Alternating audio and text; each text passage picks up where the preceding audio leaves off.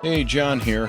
A quick note today. Somebody just asked a question. How do you actually print the layers if you want to etch your own board? And I said, I was laughing for about 5 minutes.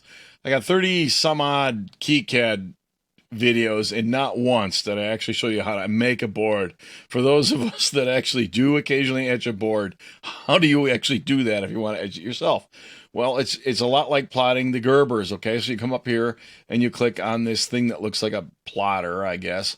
And in this menu, that I walked through this once before on how to get your layers and how to plot your output and decide where the files are going to go, so don't wreck your project directory. Create a subdirectory for it. Like I'm going to create a directory called PDF, and in there I'm going to plot all these to PDF. You can choose all these formats. PDF should be pretty reasonable for a lot of people because printing a PDF file is something that most of us know how to do.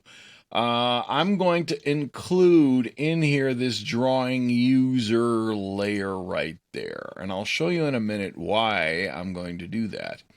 Other than that, every single thing in here is basically the same as it would be if you're going to just plot your Gerbers, okay? So I'm going to go ahead and hit plot. And then all the things that have check marks over there, I'm going to get a separate file down here in this menu that's this individual PDF, so I can open them up one at a time and print them out if I want. All right, so here we are in my project directory. I just generated the output, right? So here's this new directory it created, PDF. Inside there are a bunch of PDFs. I think anybody could run with it from here. Let's have a look, see what we got. Let's look at the front layer, right? Front copper right there.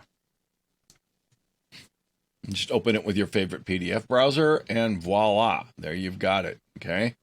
Now, little outside the scope of this, but a trip up that we've all fallen prey to this. When you open up your printing menu, okay, don't just blindly fire the baby off, okay? Look around, see where it says scale. This is really going to cause you trouble, okay? If the pins don't line up with the parts on your board because you printed the wrong size, you're in trouble.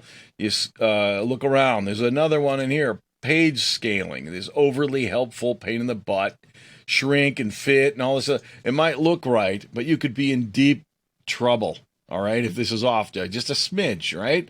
So get rid of these overly helpful options. Whatever your printer tool is, pick one, fire it off, but make sure it doesn't scale anything, all right?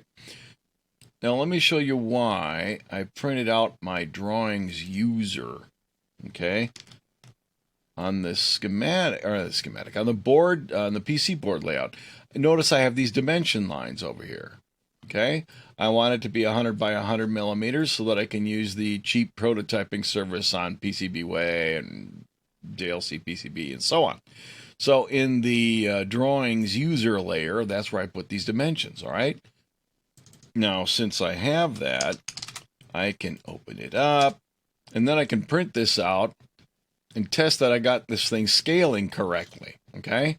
I can take a caliper and I can measure this 100 millimeter dimension line and make sure that it's 100 millimeters.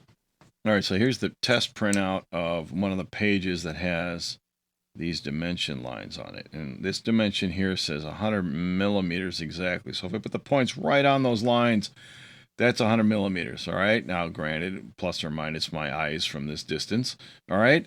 This is not scaled, all right? You definitely want to get a calibration image of some kind. Even if you don't have dimensions on your drawing, you could print the board itself and measure the outer dimensions or the edge cut layer or something where you know the dimension for sure. Even if you got one of these $20 specials here, this is going to be accurate enough to let you know whether the thing is scaled enough to cause you a problem when you go to put the sockets or your components in there.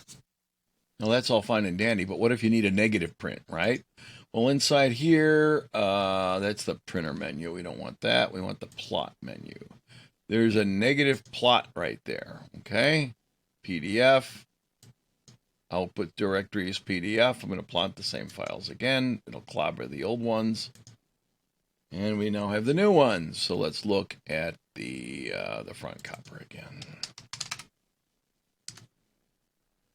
And now you can see that it's got a nice black border around there and it's inverted. So depending on the kind of photoresist you're using, you'd need to go either way, right? So there you have it. Thanks for watching. Good luck etching your own boards. And I mean, hey, if anybody out there is still doing anything with hand-etched boards, send photos. I want to see these things. It's been a while for me. My problem's always been drilling them. I've always had a lot of trouble getting all the holes drilled without tearing up the copper and all that fun stuff. So it turns out when I hand-etch boards, they're 100% surface mount. I guess that's the antithesis of this particular board. As you can see, these are all through hole dip sockets and stuff like that on here. Anyway, love to hear from you. Thanks for watching. See you next time.